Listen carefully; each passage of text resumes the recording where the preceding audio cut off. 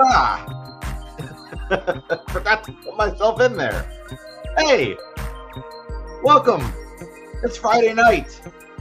This is my live draw. And you're here with me. Presumably, you're here with me live.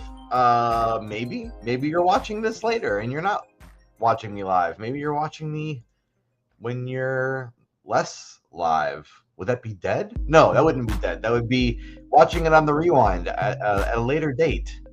Hello, welcome. I'm Phil, and this is a little corner of my world that I like to refer to as my live draw on Friday. I haven't done one in this regular style for a couple weeks, I think. Hey, good evening, Bayou Bomber. It's really good to see you. First one in the room. Welcome. So where have I been these last couple weeks? I've been doing some been doing some vertical live streams, basically just more casual 30-minute things where I'm just kind of rambling and talking, kind of like I'm doing right now. But the difference is I don't draw on those live streams. I just sort of hang out, and it's a vertical orientation instead of this panoramic view you're getting. And I have to hold my phone typically when I do those. And this one I can just sort of relax and look up at my webcam. Just got home and sat down. Good timing to make it for the stream. Well, I'm so glad you're here. I don't know how much drawing I'm going to do, but maybe I'll draw some tonight. We'll see. I don't like to make those promises unless I know for a fact what's going on. And I'm going to explain what I mean by that in just a moment. Oh, Frank Gonzalez is here. Hello, Frank. Oh, Samantha is here. Hello. Happy Friday Live Draw to you, too. Samantha is one of my channel members. That's why she has one of those little symbols next to her name. That's what that symbol means. It means she's a channel member. I've got a couple channel members now, believe it or not. Some of you are coming around and saying, you know what, I like this guy providing me this free entertainment sometimes multiple times a week, and some of you have decided to throw 99 cents my way, and I really appreciate that. I took that 99 cents and I bought myself some bubble gum. Anyway, no, I didn't do that. So anyway, what's going on? Well, the last couple of weeks I have been not being creative at all. Let me tell you how much I dislike how that felt. It was awful. But I want to spend a little bit of time tonight talking about at least how my brain works, and maybe how your brain works. Maybe I'm going to say something tonight that is going to resonate with you, and you're going to go, oh man, I think I feel that same way. I can lower that music just a smidgen. There we go. I don't want to be yelling. I was working on my taxes. It's not a very exciting topic, but here's the thing. I needed to get it done now, and the timing was just right.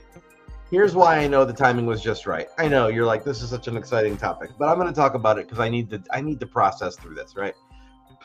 So weeks ago, I started gathering all the stuff I needed for tax season, but I was being distracted. I didn't want to work on it really, and I wanted to keep animating. So I would gather a little bit of stuff, and then I would work on the scene that I was working on, and then I would gather a little bit of stuff, and then I would work on the scene I was working on.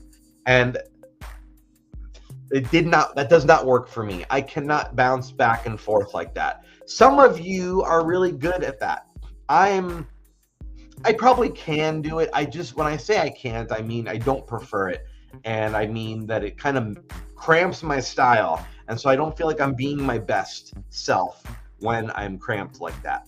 So I finished scene 36 last I recall. And you didn't see scene 36 because I didn't draw scene 36 on camera at all. I did it over the span of a week, and it was a week off camera. So when that scene ended, said, ooh, this is a break in the action.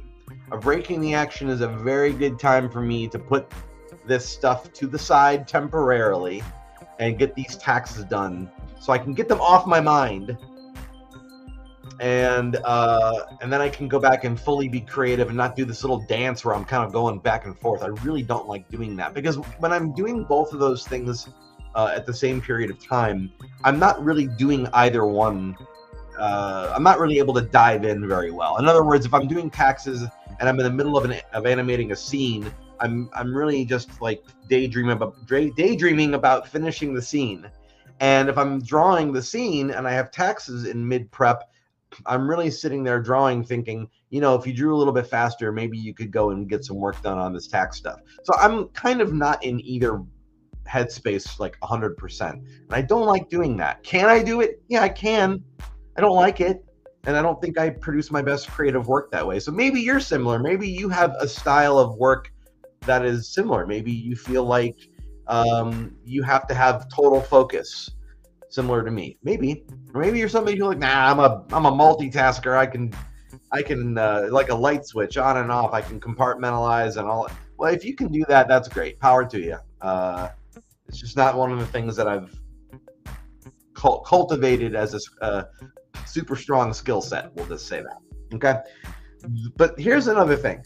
There is a convention coming up in Austin on the 12th and 13th of April. And I knew in the back of my mind, I wanted some time to get my stuff ready, to plan, decide if I wanted to do anything different this year with my table display. And I really didn't want taxes hanging over my head while I was doing that stuff. So really getting the taxes out of the way. Again, taxes are due on the 15th of April.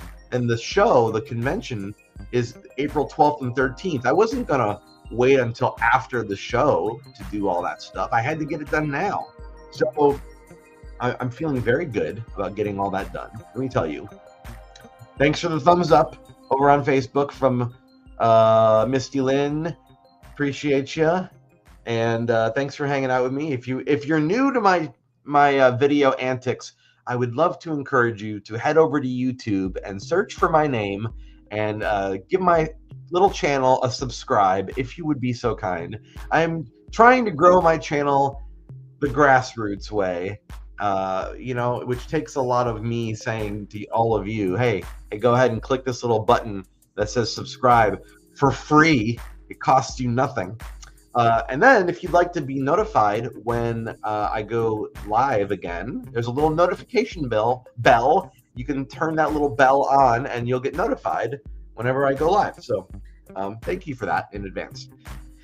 Well, as I was preparing for the convention, one of the companies that I print my Retail Sunshine merchandise through sent me a little email and said, hey, we're starting a new product line and we thought you'd be interested in knowing about it, and if you want to get in on it early, here's the heads up.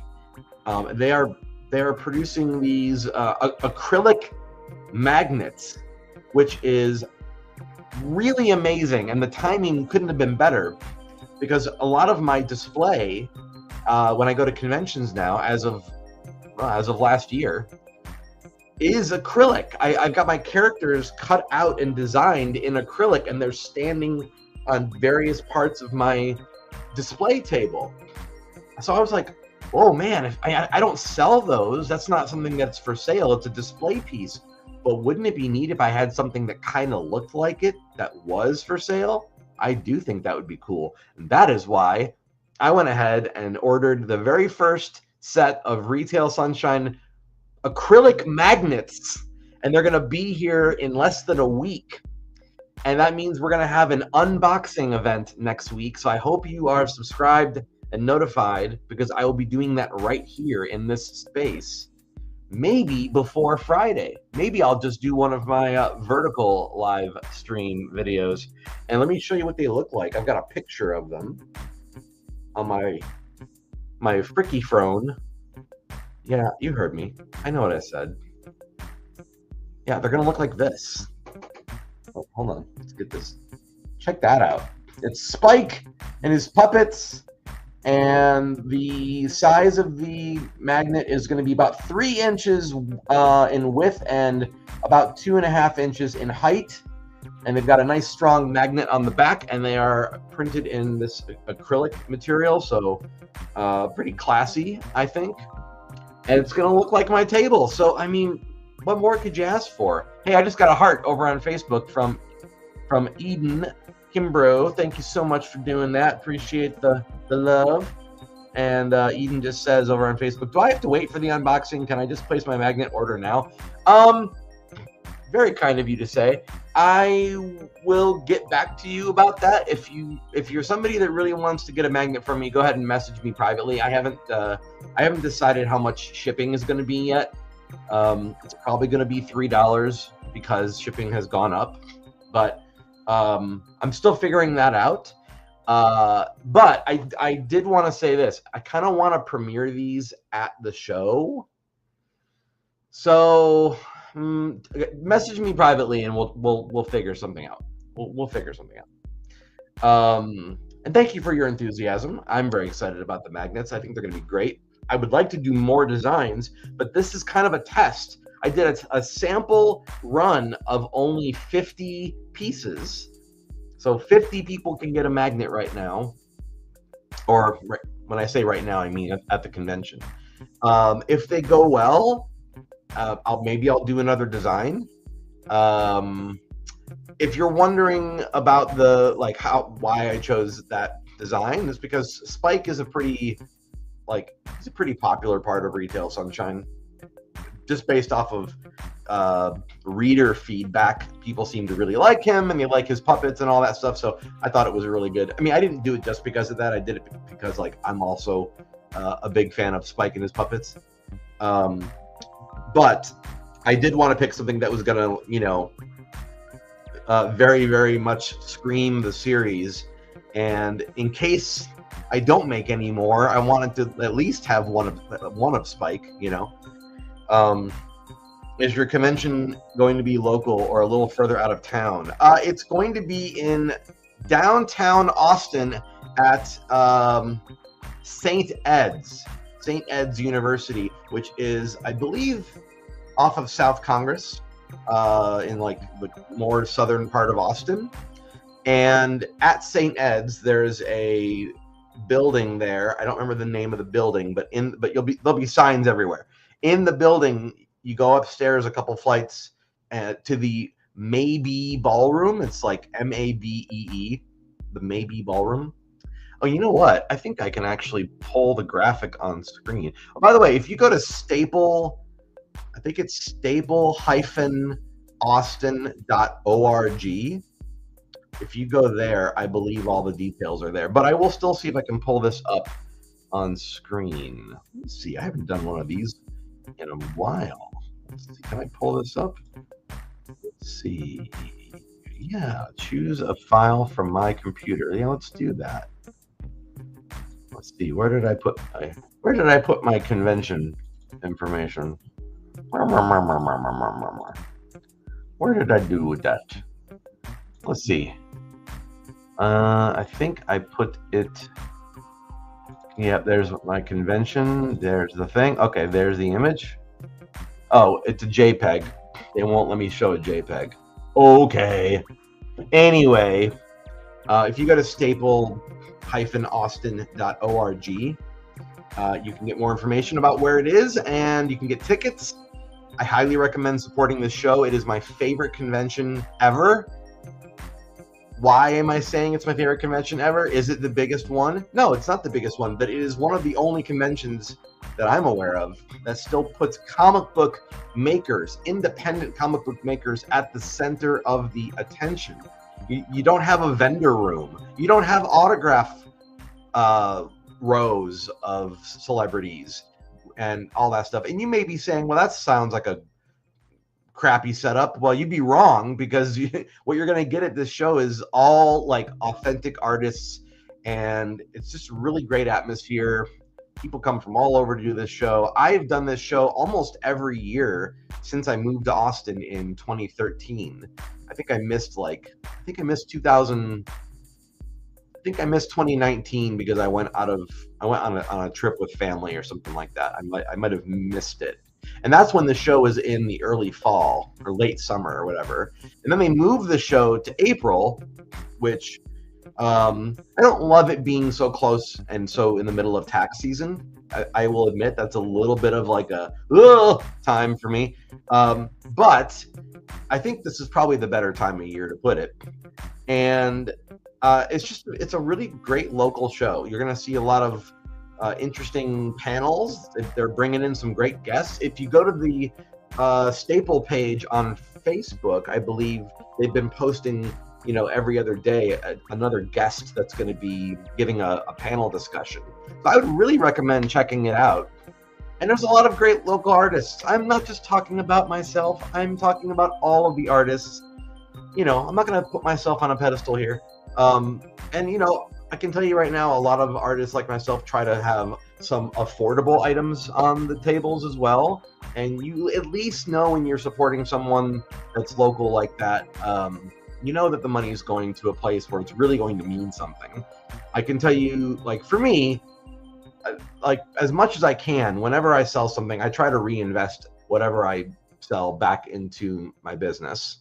And that's a big, way that I can fund making new stuff. So a good way for me to make new stuff is if the original stuff does very well. So yeah, that's not just me. I'm sure that's a bunch of other artists as well. Okay. So it's going to be here in Austin on April 12th and 13th. I hope you'll be there. Should be a great time. I'm really looking forward to it. It's my only show of 2025 as of right now, unless something happens later. But the reason I don't have any other appearances lined up right now, to be perfectly honest, because I did a bunch last year, is I'm really focused on this animation, and I really want to keep zeroed in on it. So I am making time for Staple because I love the show so much, but I don't want to distract myself too much and have a bunch of shows. Shows are great. They just take up a lot of time and energy, and then they kind of wipe me out. So I love them, and also if I don't have to do a bunch of them, it's probably a good thing. So it's a weird dichotomy. Anyway, so that's all the announcements I think I've got. Let me see. So Scene 37 is the last section on storyboard page 15, which is currently the page that I have on my board right now. Oh, and by the way, I'm going to be dedicating about half of my table this year to things that you cannot buy, kind of a museum setup or something like that. Basically, because I'm not really doing any, I'm not making any books right now, and I'm not making any comics right now. I'm just focusing on the animation. I felt funny setting up a table that was more like what I was doing last year, which was sort of geared around the new book. I am going to have the new book, but like I said, I'm focusing on animation more and more. And that doesn't mean books aren't important to me anymore, but it does mean I want my table to reflect where I am. And so half of the table, I believe, is going to be animation themed. I'm going to have my big old board that I have on the wall over here of storyboards. I'm going to bring that whole thing with me. So my original storyboards will be with me at the show. I'm going to have my brand new portable light table, which is back here. I'm going to have this light table with me. It's going to be turned on, and it's going to have some drawings from the animation on the board.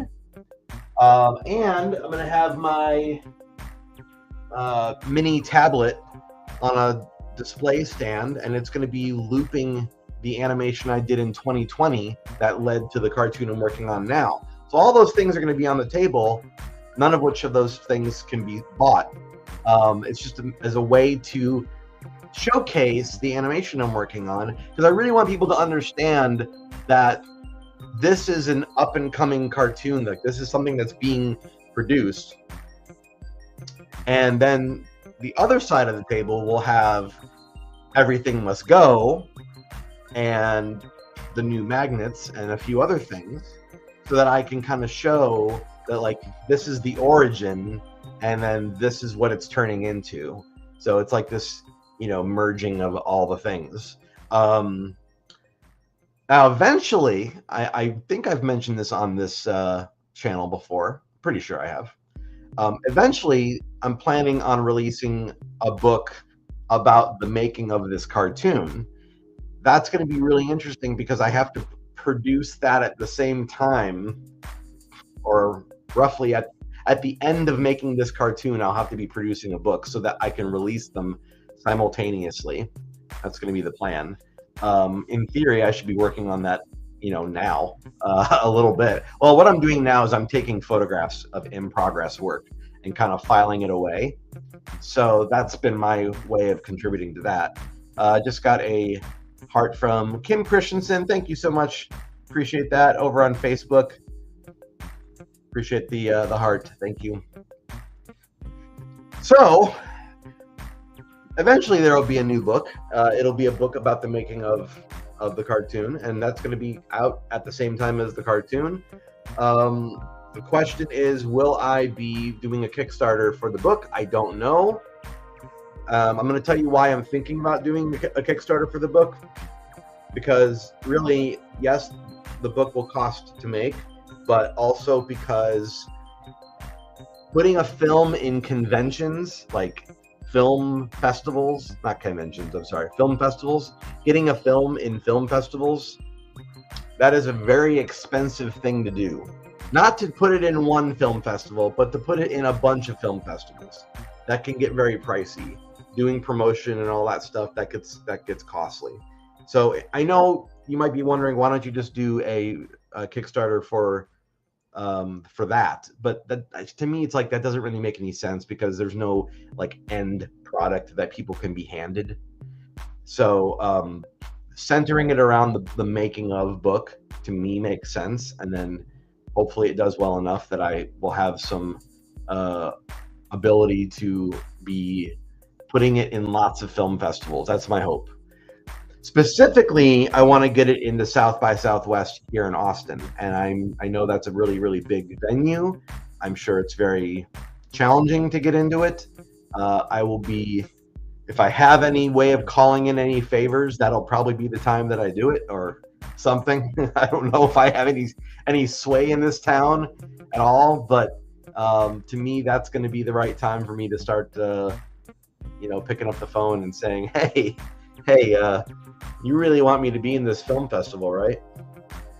Well, we'll see. I'll give you more updates as we get closer to that. Thank you so much to Crystal Hayes over on Facebook for the heart. Much appreciated, much obliged. Whatever I'm trying to say. Thank you for the love on Facebook. I appreciate it. If you're giving me a thumbs up over on YouTube, I can't see them as they're happening unless I keep another video open on my phone and have it to the side. So if you are giving me any kinds of thumbs up over there, thank you so much. I really appreciate you. Okay, so now on to the drawing board.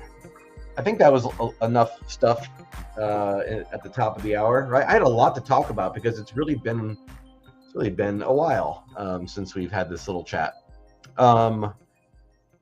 Hey, Nicole says dream big. Thank you. Yes, I am dreaming big. I'll be honest with you.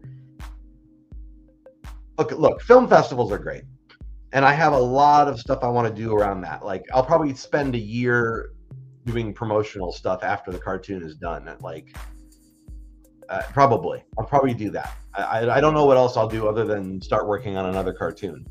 But I'm probably going to want a little bit of a creative break that way. And let me tell you, running promotional campaigns is like a full-time job. So I don't know how much time I'll have to be working on anything creative while I'm promoting this cartoon. But what I was going to say was, in regards to Nicole's comment of dream big, at this point, finishing the cartoon at all is going to be a dream come true. I can tell you that with full confidence, because this is like, it is such a big project. It's probably the biggest project I've ever worked on in my entire life. Maybe I'm wrong, but I feel like this is the biggest one. It's the most amount of years and it's probably the most hours I've put into any one project. And even though I'm more than halfway into the pencil test phase, there's still so much to do, and I'm not trying to rush it, and I'm not complaining. I'm just saying I'm aware of how much there is to do, and it's not that I'm like giving up like the will to work on it, or giving up giving up at all. It's not that. I just am aware of how much work it is, and there are days where I go, like, I really hope I can pull this off. Like, I believe I can. It's just a lot. And so there are moments where I'm sitting there working on it going, gosh, I hope I can pull this off. That'd be really, really cool if I could pull this off. So really, film festivals are great. All that stuff is great. Making of book is great. But really, the reward will be finishing it. That really will be the reward. Okay. I would love to, win a bunch of accolades. And I mean, I think that's fun, right? I'm not doing this so that I can win accolades. Does that make sense? That will be like just icing on the cake. I really just want to make the best possible cartoon I can make. And I've tried really hard to make sure I center this process around having fun and making something that like I'm gonna want to watch, because the reality is I'm watching it so many times while I'm working on it over and over again, that for me the challenge is, how do I make something that when I look at it again and again and again, it's still something that I enjoy looking at. That's been my main motivation, is how do I make something that I like, how much of myself can I pour into this, and how much fun can I pour into this, so that when I look at it again, I'm like, wow, that's really fun. I'm really I'm enjoying watching it now that I'm done with it.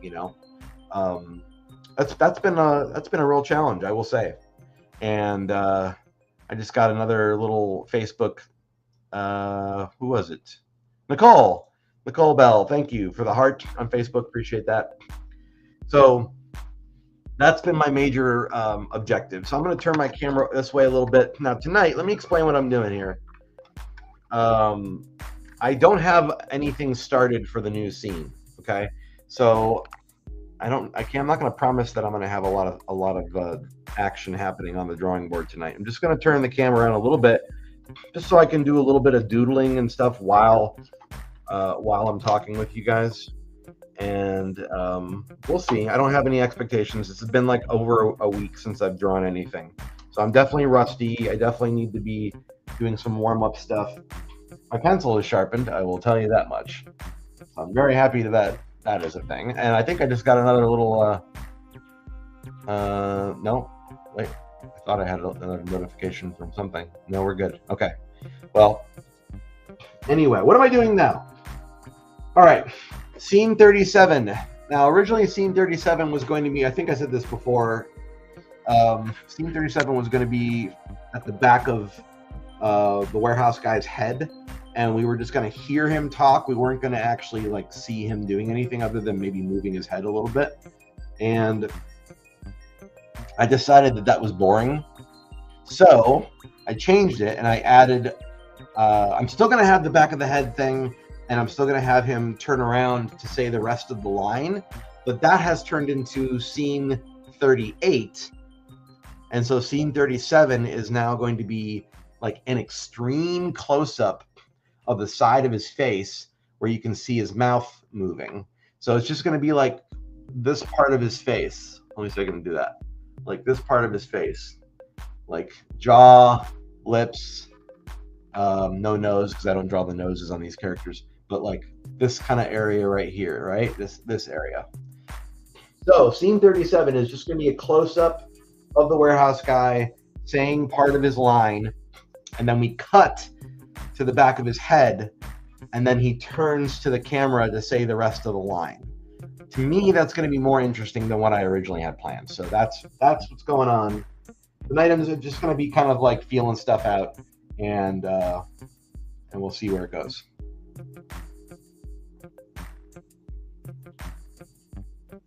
Excuse me, I needed to get a drink.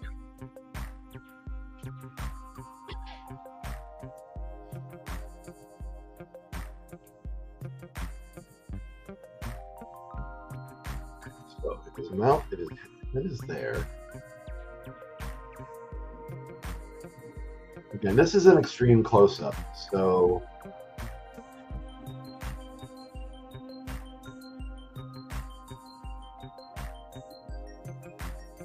I gotta say that's probably been one of my most enjoyable aspects of this process is finding different ways of showing my characters, finding different angles, like more creative ways of telling what's happening in the scene. You know, that's been really the challenge. Aw, Samantha, so glad you're back to drawing. Thank you. Hit send too soon. Well, I was like, so you're not glad that I'm back, or you are glad that I'm back? Oh, you're glad that I'm back to drawing. Got it. We're just clarifying what that means. I am so glad I'm back to drawing as well. This has been a very, very rough week. Actually, let me tell you, when did I finish scene 36? Let me pull that up really quick. I know I'm distracting myself. I finished scene 36 on March 15th. So, like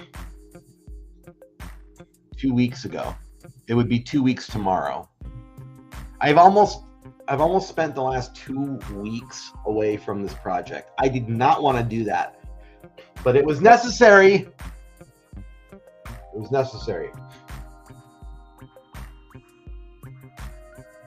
But those of you who know me personally and talk to me outside of this space, you can vouch for how not myself I think I've been recently. I have not felt very at peace, and I'm blaming not drawing for 2 weeks for that.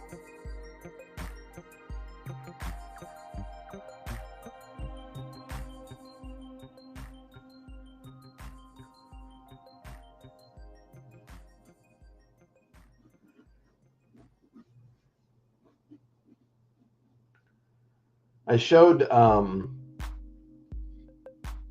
the stuff that I have animated to. Not many people have seen it, but I have a couple of friends in town that I will like every time I finish a new scene, I'm like, hey, let me show you the new 10 seconds, you know. And really, really close friend of mine the other night, I showed him scene 35 and 36. And he looked at, like, it's on my phone, so he like scrubbed through it and was like, oh, he's like, you can kind of see, not that it's like super blatant, but you can kind of see me getting, like, the drawing is getting more confident toward the more recent stuff, which is normal. And he's right. And but I do think that's an interesting thing. It doesn't mean I'm going to go back and like redraw all the early scenes, but when I go back to like clean up all the animation, I will absolutely be fixing things so that it has more of a consistent feeling. I don't think it's super dramatically different, but he's right. There is a confidence that builds over time. I knew that was going to happen, and I really love that actually happened in this project, because I feel like it took the characters from the comics and it threw them in a pressure cooker, and what's coming out on the other end is, to me, like, it's the best stuff I've ever done. So I love that everything went into a pressure cooker. I think that's really cool, actually. Let's see, I'm trying to look at, yeah, I think that'd probably be,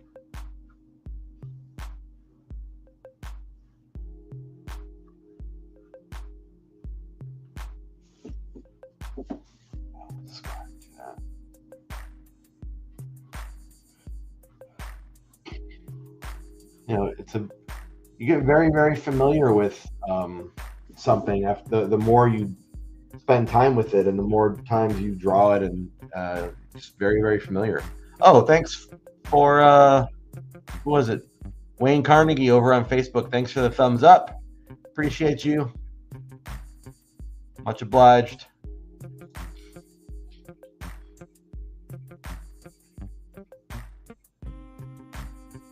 Should look in the camera at my mouth. So.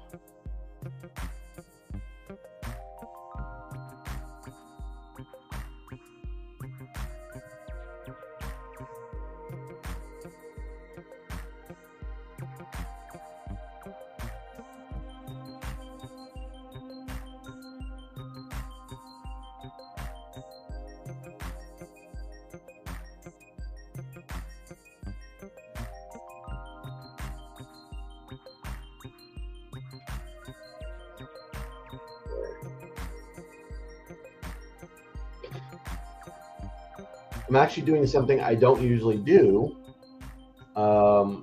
which is I'm going to try to make my first drawing of this scene be the last drawing of the scene, or at least somewhere thereabouts. Why am I doing that? It's just going to help me when I look at it all together on my timeline to know that I'm like going, like having the destination there will help me. I can't explain why. It's just going to help. I find that whenever I work on the beginning part, if it doesn't end, if I don't have like the ending frames when I look at it, I have like a hard time wrapping my brain around the whole thing. So I just think it's easier for me if I have like where it ends, and then I'll go back to the beginning, and I don't know. I'm just learning about my process as I go. Shane Campos, an amazing cartoonist. So honored to have you in here, my friend. Thanks for the heart on Facebook. Shane, you and I need to do some kind of a collaborative live stream sometime. I saw you just did a show recently. You posted about it earlier today, I believe. I would love to have a little on-camera time chatting with you about all things cartoons. That would be pretty great. Assuming you want to do that. Assuming you're still in the room right now and even heard me say that. That would be good. I'll have to reach out to Shane later on. I'm not sure if he's even in here. He may have popped in and then popped right back out. That's possible. People do that. I appreciate all the love tonight. I got more hearts and likes tonight than usual. I'm going to take this as a vote of confidence that people are happy to have me back. That's how I'm going to interpret it anyway. All right.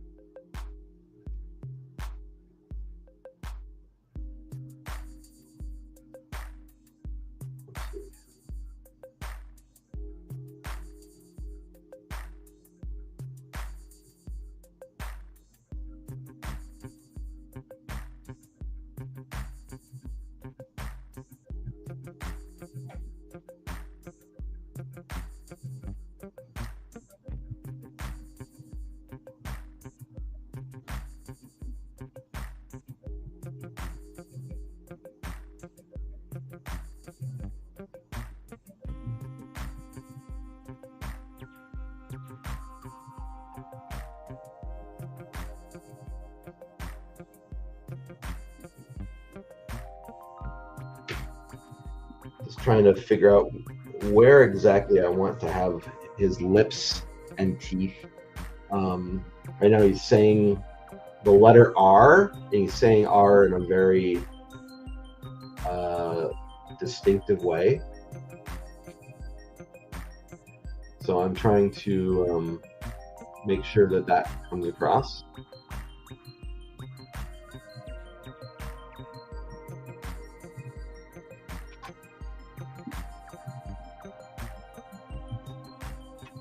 Trying some different things, little different techniques here, or I should say different approaches, not different techniques.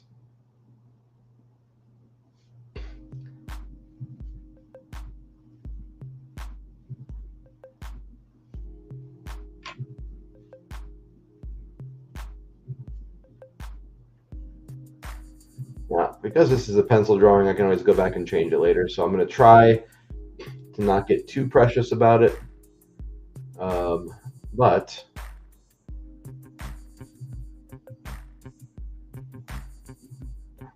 I think that's probably going to be where I keep that.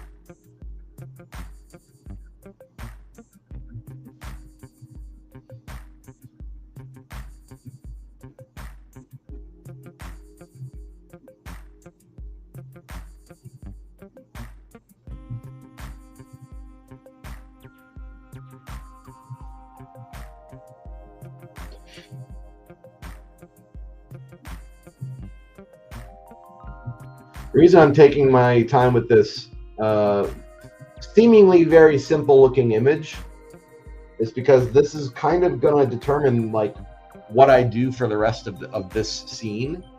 And so whatever I do here, I then have to maintain and stick with that for the rest of all the drawings. So it kind of has to happen very correctly here in order for me to feel like I can continue doing like a bunch of drawings. This is probably the first time, not probably, it is the first time that I've ever drawn a character talking and it's like super zoomed in on their mouth. I don't think I've ever done that. There's a lot of firsts in this cartoon, and part of the reason for that is I keep finding different ways to show things that I haven't done before. Part of it's to keep myself interested, but also I think it makes for a very interesting film when you mix it up and you have a lot of different angles and things. It has to serve the story, of course. I'm not changing the camera for no good reason. Keeping that in mind. All right, so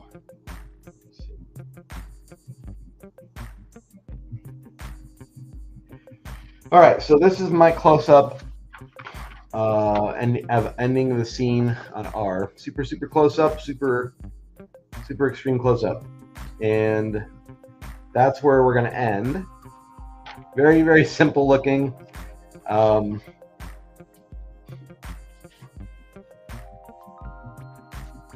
But I happen to like simple looking as long as it's done effectively. And yeah. So now that I have where we're ending and I know where his mouth is, now I can go ahead and put another piece of paper on here. And I'm going to go back to the beginning of the scene and give my starting position because I know where my ending position is. And as long as I end up, making that end there properly, I won't really know until I go through it. I'm not going to work backwards. I just wanted to at least have the final syllable so I can look at the whole thing. Now what I'll do is go back to the beginning and then work from front to back. But now at least I have a back to end on. And typically I don't do that.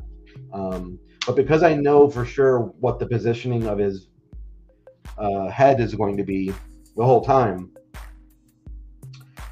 that makes it easier on myself. I can't usually do this because I don't always know where the character is going to end up exactly. But because the whole point of this scene is to have his head relatively in the same spot on the screen and his lips are just kind of, moving and talking, that kind of makes it easier for me to be able to like know what the destination is.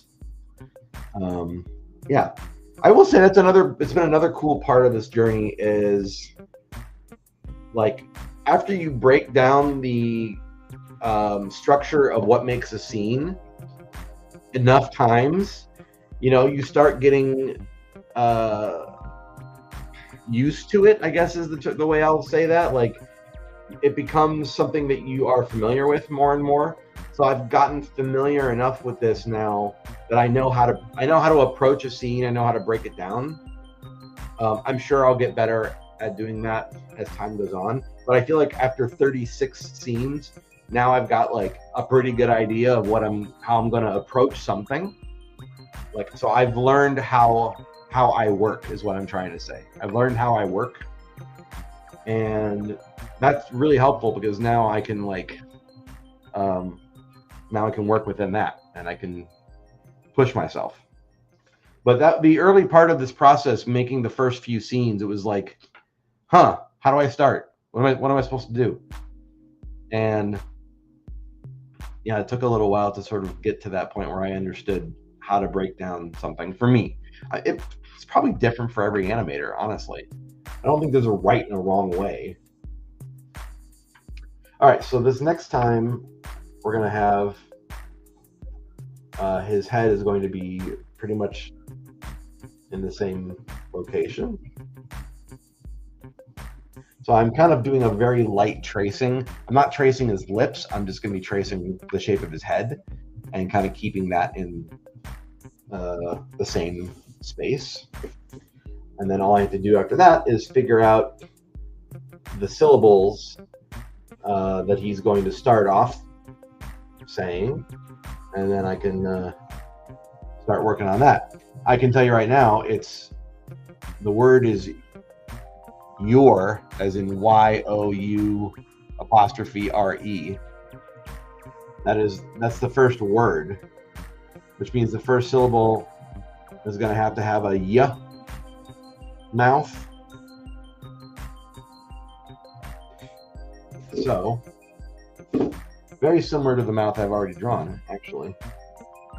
Although, this would be.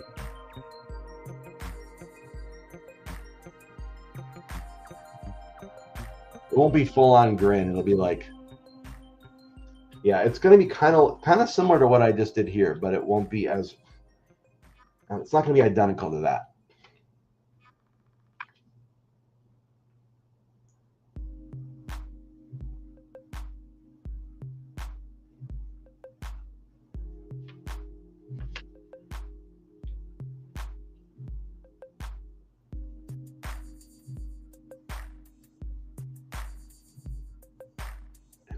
It's more pouty. It's more pouty, kissy face. It's more duck face, I guess.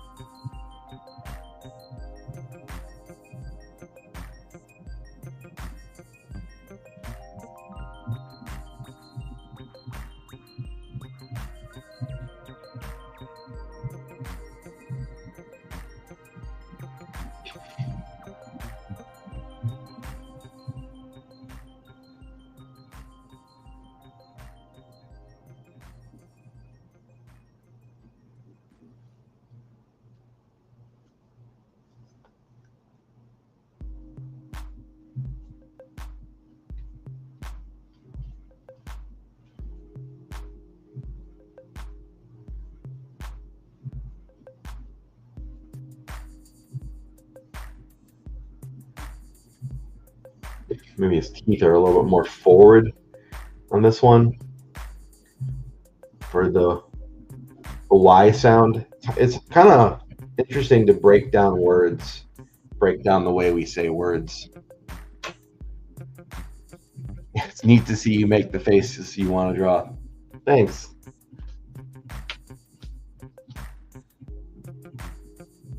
Yeah, I'm just trying to capture like I know how something in my mind looks, but then I go and I form it with my mouth, and I'm like, oh, my mouth isn't doing what I thought it was forming when I imagined it.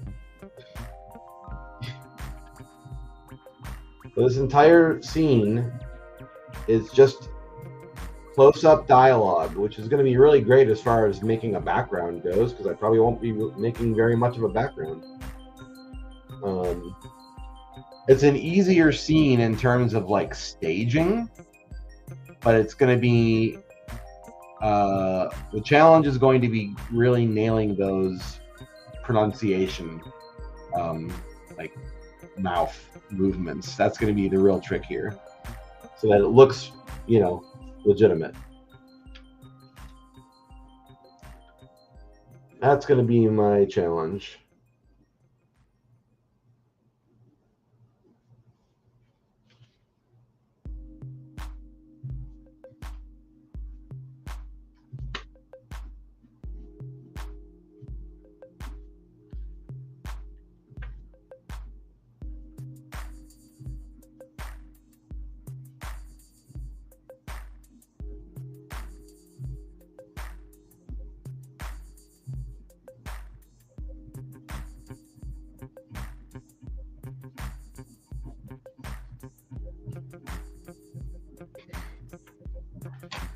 Hey, appreciate the heart from Melanie Martinez over on Facebook. Much obliged. I appreciate that very much. Thank you. And if you're hanging out on Facebook, thanks for being here. One more little reminder, I would love it if you would join me over on YouTube and give me a little subscribe on there. It really helps me build the channel. And if you want more updates as to what I'm doing, all free, mind you, you can head over to retailsunshine.com and follow me there for free. I do post some updates there that I don't post anywhere else. And typically I try to post things there first, if I can remember to do it. Sometimes I goof up and I post things on social media first. But I do try to post stuff over there first and support my my crew over there. So thank you for that.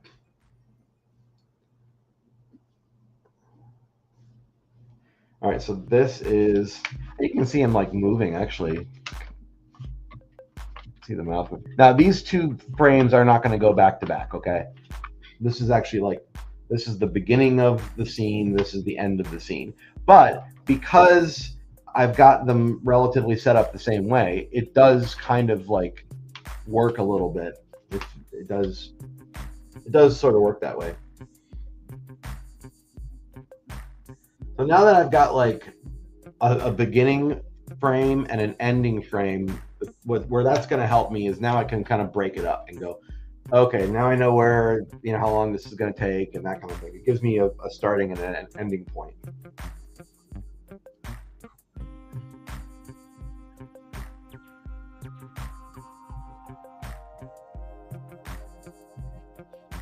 All right, so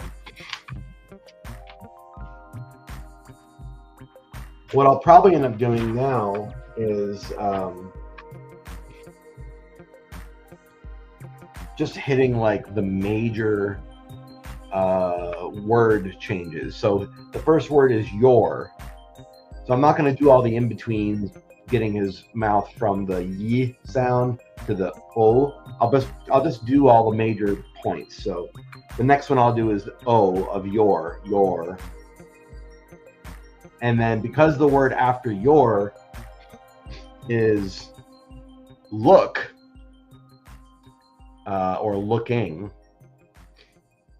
that looking is like the L part of looking happens so fast that I don't think it's one of those times where I'm going to draw the making the It'll just be your look. If your look is so close to the same that I'll probably just like fudge that, and he'll hold that drawing a little bit longer on screen. And by a little longer, I mean like a frame or two. Honestly, dialogue gets, down to the minutia. A lot of this stuff gets down to the minutia. So now that I know that O face is going to be held a little bit longer. So that's going to be the next one I draw. And just got a thumbs up on Facebook from Sheridan. Appreciate that. Thank you, Sheridan. Thanks for hanging out with me a little bit. So again, I'm going to keep his head shape relatively in the same position, because he's not really moving his head, he's moving his mouth. So that's another like key thing to remember.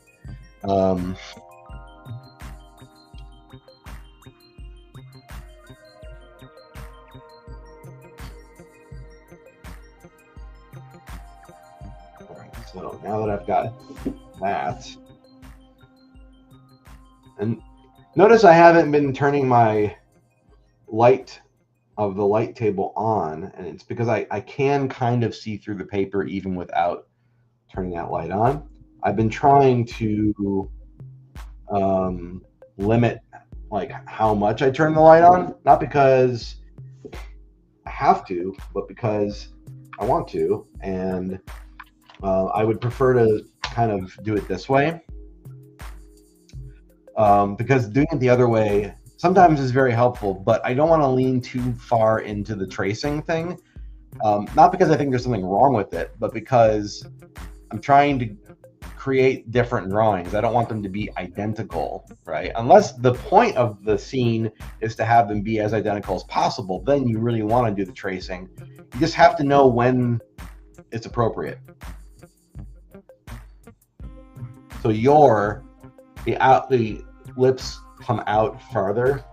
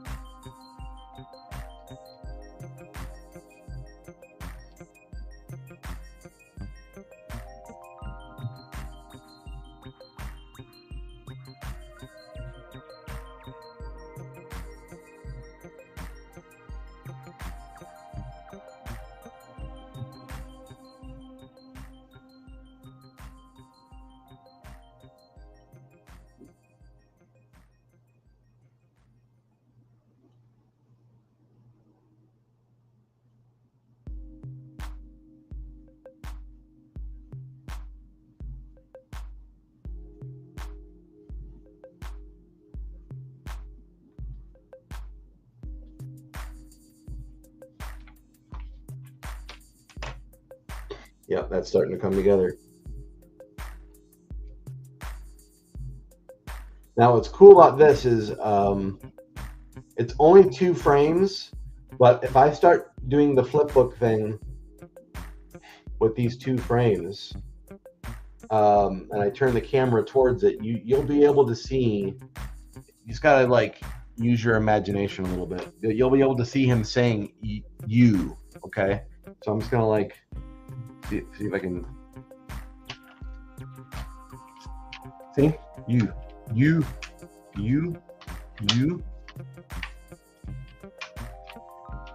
Now I may like do another drawing that extends these lips like even more extreme if I really want them to do that. I don't know if I do. Once I start pairing it with the dialogue, then I'll have a better idea, because I'm gonna kind of base it on how pronounced the audio is. If the dialogue doesn't have that super pronounced, maybe I won't do that. That's one of those times where I sort of like let the audio tell me what it wants.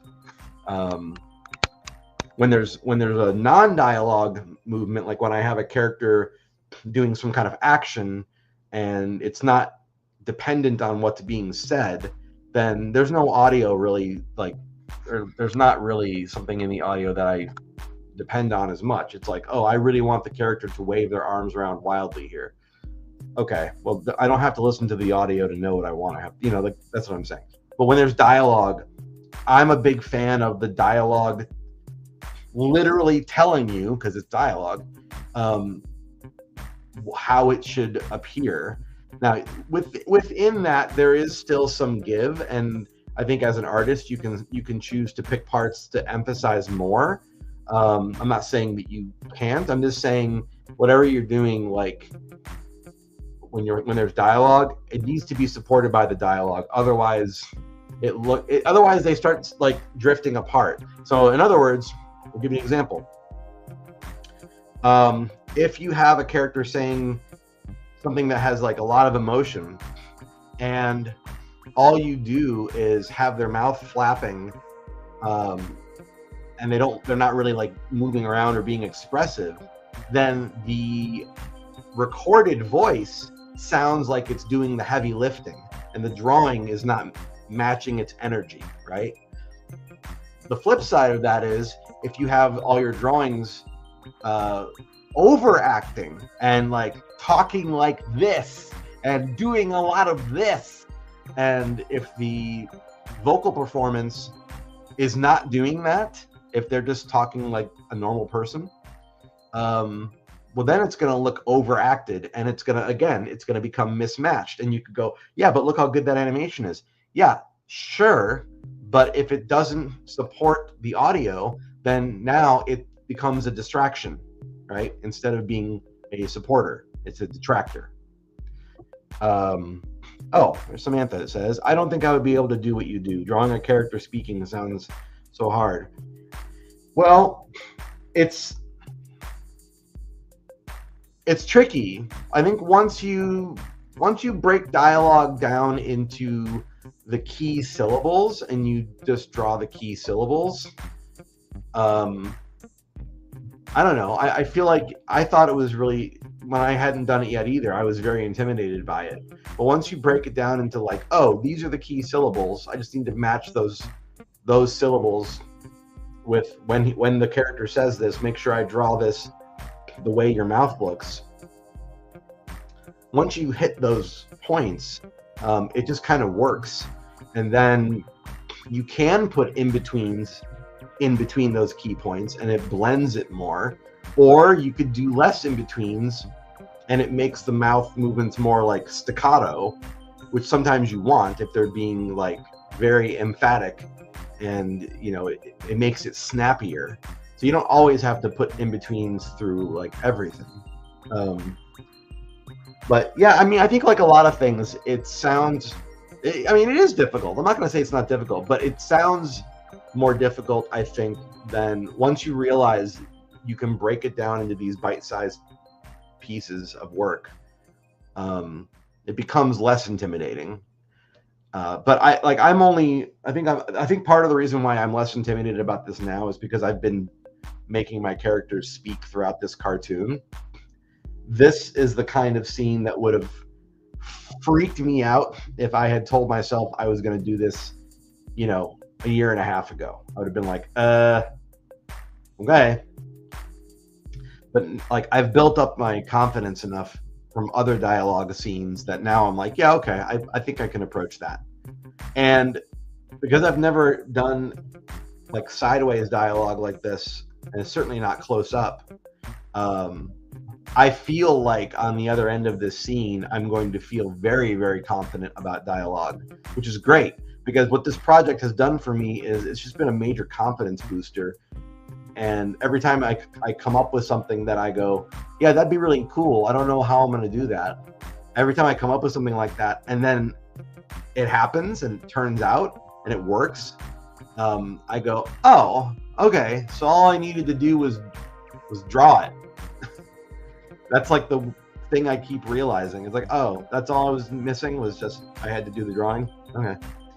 Anyway, thank you guys. This has been a pretty productive night, I would say, for me. I love being able to update y'all on what's going on, and I did get a couple drawings started into scene 37, which is pretty cool. People ask me all the time how many scenes there are, and I'm going to say it's roughly 70. I say that because I'm not sure if I will keep, some of the scenes might blend together and become two scenes into one scene, or in the case of this one scene into two scenes. So time will tell. But we are still in the warehouse. That's where this is taking place. I have 3 more storyboard pages that take place in the warehouse. 3 more pages. And I mean, in the grand scheme of it, there's how many pages are there? I think there's 24 or 25 pages. So the fact that I've got 3 more pages out of the total of 25 that are in the warehouse. Now, I mean, there's still a decent chunk of stuff to do in the warehouse, but definitely, again, over the hill, over the hump, whatever phrase you want to use. And I think I'm on like the back part of it now, which is encouraging. It's encouraging to have come this far. Yeah. All right, I'm gonna stop rambling. Thanks for being here. If you missed this video, feel free to go back and check it out, of course. And I'll see you guys next Friday. I do this every Friday. Sometimes I miss, but for the most part, every Friday at 9 p.m. Central Standard Time. Sometimes I do a vertical live stream in the middle of the week. So again, the only way to know when I'll do those, because I don't even know when I'm going to do those. I just like do them randomly. You got to be subscribed and have those notifications turned on. That's really the only way to know. Okay. Thank you, Nicole. Nicole says thank you for sharing. And thank you to Samantha. Have a great night. You too. I appreciate you guys. And I'll see you guys next week. Have a great weekend.